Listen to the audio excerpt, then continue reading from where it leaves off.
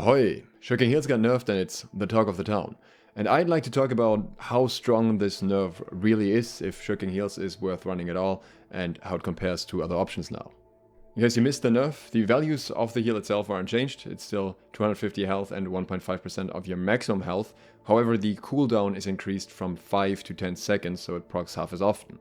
For this one I did some calculations as well as some actual physical testing. I went into Arena, put on 4 pieces of Shirking Heals plus Ankh and looked at the values. And here are the calculated values, what you should have. You'd have around 2000 heals from 4 pieces. Then with Ankh with no Divine you should have 2600. With Ankh with Divine unlocked it should be closer to 2900. And with Ankh Divine and 50 Focus it should be 3200 roughly. I did not have Divine on Ankh unlocked yet. It was my first game using Ankh plus Shirking Heals. So the real in-game value for me was 2504. That's because some of my pieces were 675 gear score upscaled and some were 680, not exactly 700. So the value is slightly lower, but it definitely adds up with the in-game value. So the heal value is working as intended, and the heal is most certainly happening less often than before. Before I was running 2 pieces of Shirking Heals without Ankh, and the heal was definitely a lot more frequent. Let's first compare Shirking Heals and the health perk a little bit, because that's something we can more directly do. Our base health at 200 con is 16,898, and with Shirking Heals, with a single Shirking Heal proc, this would be 19,415, and the increase here compared to the base health would be 2,517. This value is higher than the previous test because this time we're using 5 Shirking Heals pieces. On the other hand, if we had 5 pieces of health instead, that would bring our total health to 18,925, so we get an increase of 2,027 health. So effectively, a single Shirking Heal gives us more effective health than the health perk itself. That said, this only applies as long as we're able to proc Shirking Heals, and also we have the full heal coming from Shirking Heals, which are 2 problem fields. But across, say, 10 seconds, you could heal with Shirking Heals twice, once at the start and then after 10 seconds. You would get twice this effective health value, so this could very easily outscale health. Now, typically this is not what we're looking to replace in favor of Shirking Heals, but it's something worth keeping in mind. This gap gets bigger if we're using Ankh. In this case, the gap here would be roughly 3000. At the same time, that may not feel like that much. And I want to give you a bit of a frame of reference here in the form of Regeneration Serum. Regeneration Serum heals for 400 health plus 1% of your maximum health every second for 20 seconds.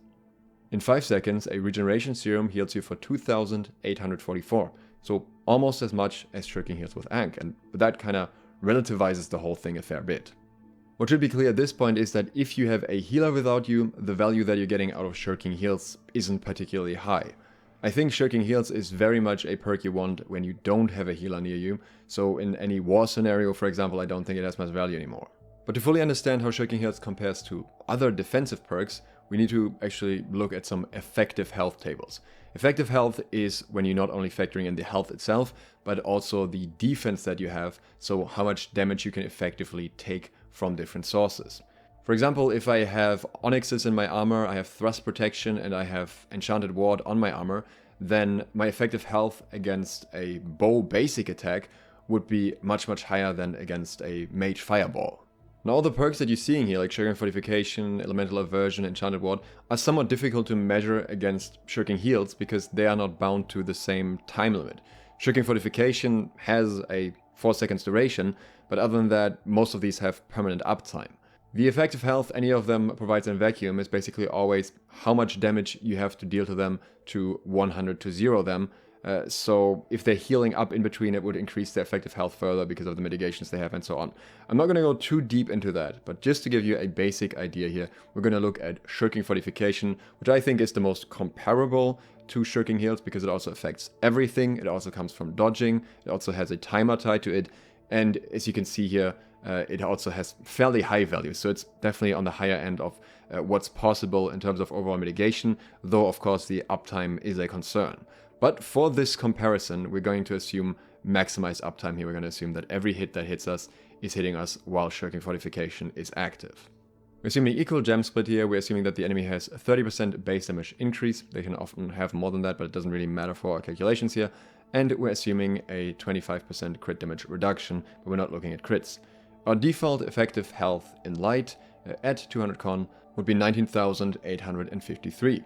If we had Shirking Fortification active, this would go up to 20,994. So just over 1,000 effective health increase here in comparison to having no defensive perk at all. In medium, the increase is from 24,500 roughly to 26,600, so roughly 2,100. In heavy, the increase is from roughly 28,300 to 31,300, so roughly 3,000 extra effective health. This is our baseline, but I also want to throw in a bit of a bonus for Shirking Fort here in case you're using a pot, because that increases the effectiveness of something like Shirking Fort a lot. As you can see here, we now have roughly 1,500 extra effective health in light, 2,500 in medium, and 3,500 in heavy. These are pretty good circumstances for Shirking Fort. Of course, you could always have better ones. You could have a Regen Serum running at the same time, you could have your healer healing you up at the same time, and it would go higher and higher in terms of effectiveness, but I think as a baseline for someone who is trying to trade 1v1 maybe without having a healer nearby, which is where Shirking Heals would also be effective, this is a good comparison point. And now let's look at Shirking Heals. We're using the same baseline that we just found before, which is 2,517 heal from Shirking Heals with 5 pieces. If we translate this into effective health, this is 2,958 in light, 3,650 in medium, and 4,222 in heavy. There are two things you'll quickly notice here. Even though we did some very favorable calculations for Shirking Fortification, all of these values are higher than the Shirking Fortification values. Additionally, the values are significantly higher in light especially, which makes a lot of sense because Fortification just doesn't do that much for you in light. Let's take it one step further and include Ankh here.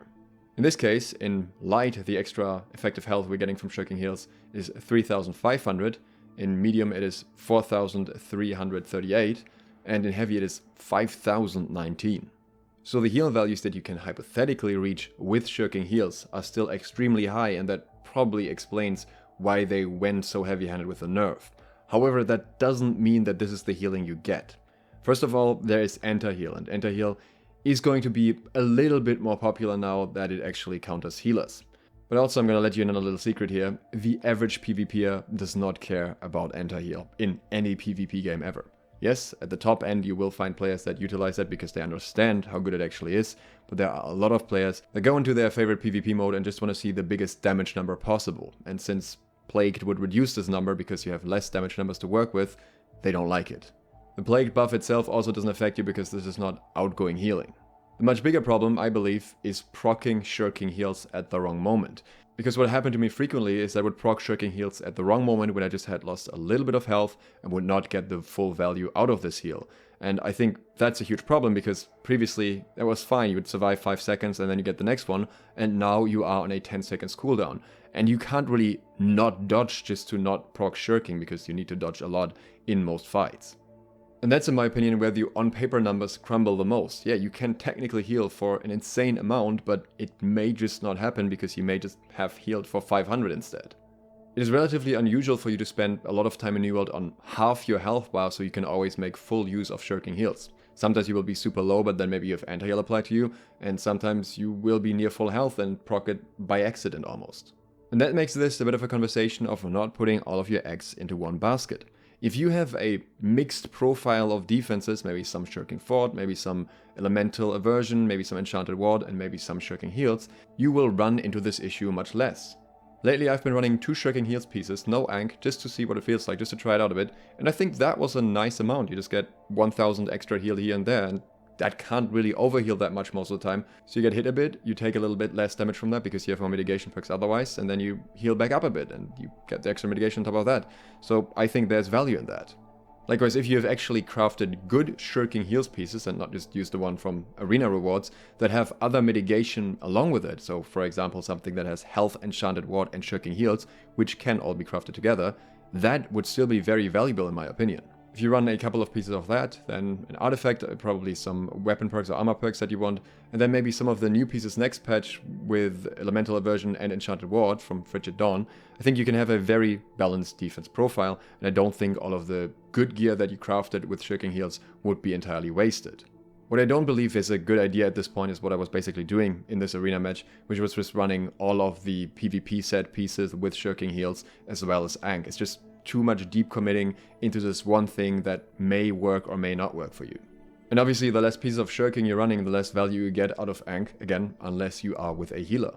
In light, I think Shirking Heals still has more value in comparison, because you typically get engaged on it, take a lot of damage very quickly, and then roll away and just get that instant heal, and that can be very, very helpful, compared to medium and heavy, where I think I wouldn't as deeply invest into it on the same level. This is also because if there's a healer around, you're the last person to get healed as a light player usually. But to also clarify this once and for all, I've seen a lot of people saying that this means that melee is dead, everyone is going back to light range because it's the only thing that's playable and whatnot. That is absolutely not the case. I played a bunch of arenas today, a bunch of people are still playing melee very successfully, including me, so no, nothing has changed in that regard. Melee is still good. This doesn't break or make melee. Now, I don't particularly enjoy flexing, but I think in this case it is somewhat relevant, because I've been accused of supposedly just getting carried and not knowing what I'm talking about and blah blah blah. Put it simple right here. I've not played Shirking Heals for the majority of the season. I've recently, after it was nerfed, played a little bit with 2 pieces, and today I've tried full Shirking Heals with Ankh for the first time. I play solo queue, I play duo queue, and I play trio queue, and when I queue with other people, this is not some specific pre-made where I'm just trying my hardest to win. I literally play with my friends. Some of them are returning players that haven't played in ages, and this is what my stats look like. I didn't want to run Shirking Heals with Ankh because I didn't want to get used to it, because I expected them to first fix it and then probably nerf it as well, and that is exactly what happened, so I'm glad that I did, but I can also assure you, you will be fine without Shirking Heals if you know what you're doing. Likewise, you will be fine if you run a few pieces of Shirking Heals as well. I just wouldn't recommend building your entire build purely around it. At the end of the day, at least in small scale, New World will always be a very mechanically intense game anyways, and that's the highest priority. Any attack that you properly dodge is damage that you didn't take, and that will do much more than a little bit more mitigation. Personally, I still believe the Shirking Heals nerf was a bit heavy-handed. I would have rather seen them kept the frequency high, but reduce the value instead, so that you can't overheal as much and lose as much healing, but that's something they can tweak in the future if Shirking Heals is underperforming. Keep in mind that they've said they want every perk to be roughly equally valuable, so we will probably see more changes in the future. This is something worth remembering, especially if you're crafting expensive pieces. In the next days we'll talk about Boltcaster as well as the new elemental gems, so if you're interested in that, consider subscribing and clicking the bell. Also, if you'd like to support me further, you can do so on Patreon and get early trading tips and general tips in return. Thanks to all of my patrons who already do exactly that. And thank you for watching. Sloth out.